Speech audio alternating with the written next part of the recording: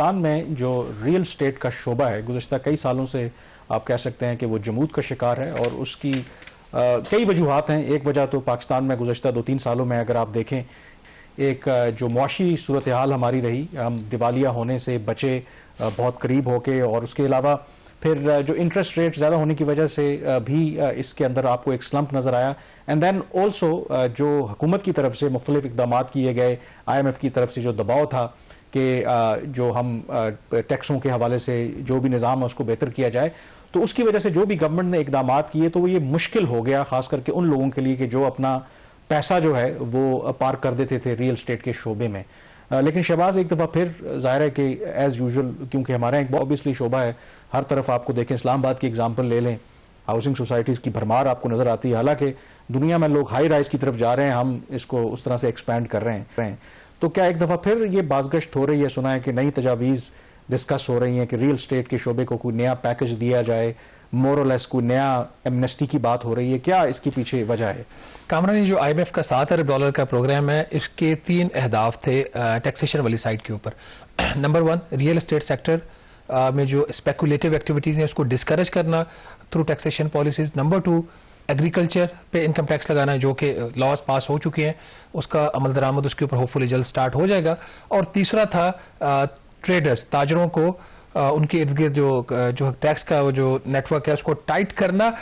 इसमें एक हदफ के तो हुकूमत करीब करीब पहुंची है, वो ज़राअत का शोबा है, लेकिन रियल एस्टेट और ट्रेडर्स, इसके ऊपर अभी तक हुकूमत को काबू पाने में काफ़ी मुश्किलात आ रही हैं।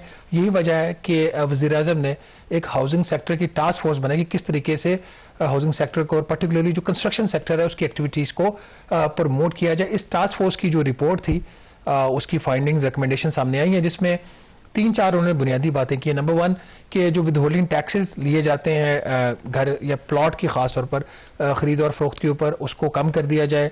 नंबर 2, इसके ऊपर एक फेडरल एक्साइज ड्यूटी लगी हुई है, उसको बिल्कुल ख़त्म कर दिया, जो कि हम भी मानते हैं एक नाजायज़ ड्यूटी लगाई हुई है। घरों के ऊपर इस तरीके से FED नहीं लगती।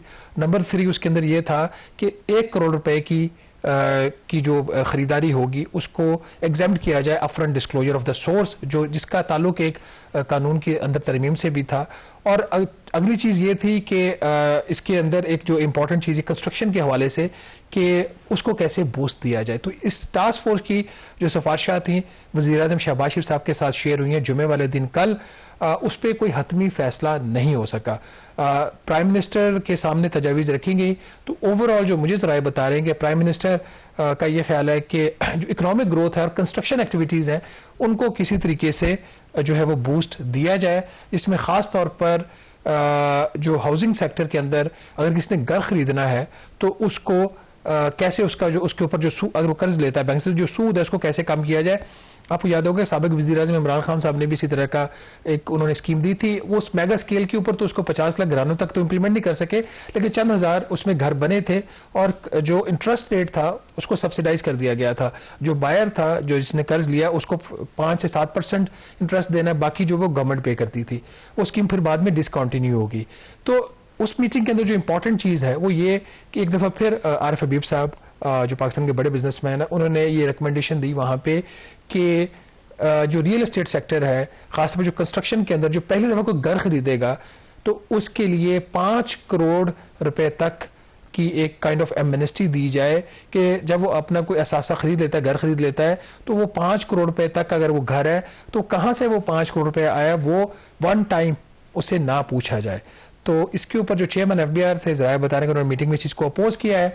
हतमी फैसला नहीं हो सका, मामला जो है उसके ऊपर एक हफ्ते के लिए भी सिर्फ मौखिर हुआ है और वज़ीर-ए-आज़म ने उनके जो ट्रस्टवर्दी मिनिस्टर हैं अहद खान चीमा साहब, उनके ज़िम्मे ये काम लगाया है कि वो 1 हफ्ते के अंदर अपनी सिफारिशात बनाए जिसमें किस तरीके से कंस्ट्रक्शन एक्टिविटीज़ को बूस्ट देना और ख़ास तौर पर IMF के साथ कैसे और क्या बात की जाए। ये 2 इशूज़ की आपने बात की, तो हालांकि आई थिंक जो मेरिट के ऊपर वो तो इसहाक डार का बनता है, क्योंकि जब भी इस तरह के मसाइल होते हैं तो सबसे पहले कुरान के नाम निकलता है, तो शायद वो ज़्यादा मसरूफ़ होंगे, उन्होंने नहीं किया। खैर, दूसरी जो बात है कि ये जो आप बात कर रहे हैं कि गवर्नमेंट ज़ाहिर है कि IMF की शराइत को पूरा करने के लिए जो भी लूप होल्स हैं उनको टाइट करना चाहती है, और एक और जो तरमीम के ऊपर जिसमें बात हो रही है, नया कानून लाने की बात हो रही है कि जिसमें आपको अगर आपकी एक आमदन कोई चीज़ आपने ख़रीदनी है, प्रॉपर्टी, गाड़ी, कुछ भी, तो आपको अप फ्रंट डिस्क्लोजर करना होगा कि जी आपके पास ये जो पैसा है वो कहाँ से आया है, और फिर आपकी आमदन के एक ख़ास परसेंटेज के मुताबिक वो होनी चाहिए। बट सुना है कि ये मामला भी अब कहीं खटाई में पड़ गया, तो क्या जो लॉबीज़ हैं इस तरह के कानून को रोकने के लिए वो काम कर गई हैं या कोई और टेक्निकल रीजन? देखिए, इसके ऊपर दो किस्म के कंसर्न्स आ रहे थे। एक तो जेन्युइन कंसर्न ये था कि अभी आप और मैं अगर कोई ट्रांजैक्शन करते हैं प्रॉपर्टी की, तो जब हम साल के बाद अपना गोशवारा जमा करवाते हैं तो उसमें हम बताएंगे कि इस साल हमारी ये आमदन थी, ये खर्चा था, ये हमने एक बड़ा असासा खरीदा और उसके ये वसाइल थे। ये तो अभी एग्जिस्टिंग लॉ है। तो इसके ऊपर एफबीआर का ये मौक़िफ़ है कि बहुत सारी जगहों पे हम नहीं पूछ पाते, हमारे पास कैपेसिटी नहीं है उनके। जी पोस्ट ट्रांजैक्शन हमारा जो सक्सेस रेट है जब हम कोई चीज़ हाईलाइट करते हैं वो सिर्फ 3% है।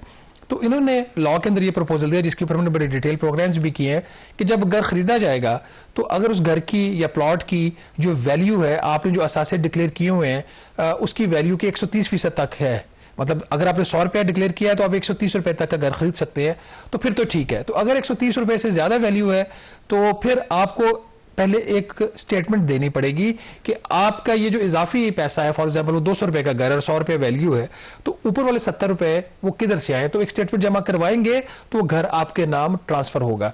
तो ये इसके ऊपर जेन्युइन कंसर्न ये था कि अगर एफबीआर की कैपेसिटी की इशू है तो लोगों को तो इस पर तंग ना करे। दूसरा जो था वो जो लॉबी वाली आपने बात की, फिर जो रियल एस्टेट सेक्टर था जिसमें कंस्ट्रक्शन के लोग भी थे, उनका भी ये मौक़िफ़ था जिसमें जिसको आरिफ हबीब साहब भी रिप्रेजेंट करते हैं कि आप जब इस तरह की एक्टिविटी करेंगे ना तो ये बिल्कुल सेक्टर बैठ जाएगा जो पहले ही बहुत ज़्यादा स्लो डाउन हो चुका है। उनका ये ख्याल था कि फिर आपने ये काम करना है तो फिर उसको एक सर्टेन लिमिट तक आपको एग्जाम्शन देनी पड़ेगी उसकी डिस्क्लोजर की।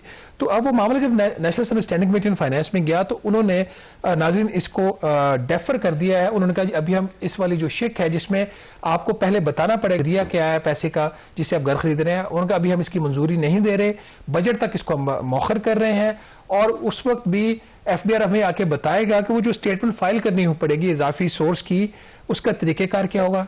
क्योंकि अनफॉर्चुनेटली एफबीआर ने कानून में तरमीम तो प्रपोज कर दी, लेकिन वो जो सॉफ्टवेयर था, वो डिजिटल सोल्यूशन था जहां पे जाके ये स्टेटमेंट देने को बनाना भूल गया, जो हमेशा एक एफबीआर की रवायत भी रही है। तो दोनों तरफ से बात चल रही है। अभी तक तो लग ही रहा है कि रियल एस्टेट सेक्टर हावी हो रहा है, शायद कुछ रिलीफ ले जाए, लेकिन चूंकि वो रियल एस्टेट सेक्टर है, पावरफुल लोग हैं, लॉबीज हैं, वो सैलरीड क्लास नहीं है। सैलरीड क्लास के साथ क्या हो रहा है इस पर बात करेंगे छोटी सी ब्रेक के बाद।